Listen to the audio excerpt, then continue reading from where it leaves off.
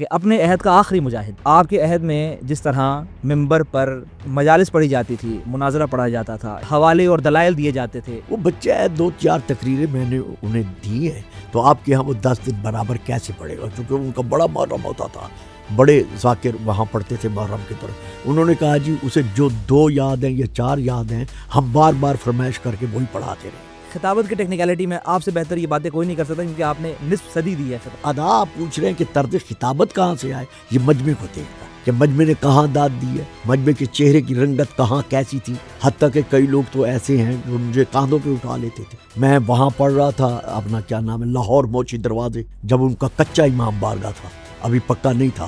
میں مجلس پڑھ رہا تھا تو کٹی ہوئی پتنگ آ گئی، تو میں مجلس چھوڑ کر پتنگ کے پیچھے چلا گیا. یعنی اتنا میرا بچپنا تھا.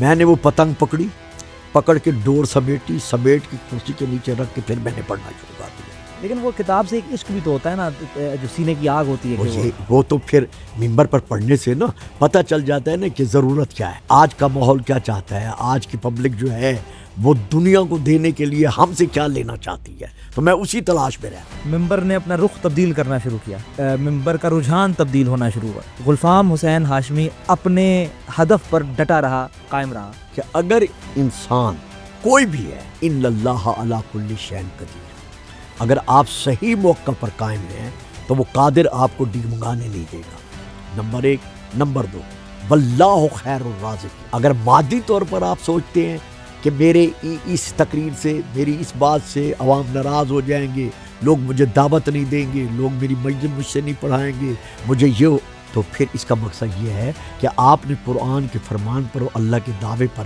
یقین نہیں رکھا. تیسری بات، وَتُعِزُّ مَن تَشَاءُ وَتُذِلُّ مَن تَشَاءُ. جب اللہ کا فیصلہ ہے کہ عزت میں دیتا ہوں، تو جب میں خلوص نیت سے جو کچھ میں کر سکتا ہوں میں کر رہا ہوں، تو اللہ کا فیصلہ ہے، اس کا وعدہ ہے، تو میں کیوں کر رہا ہوں.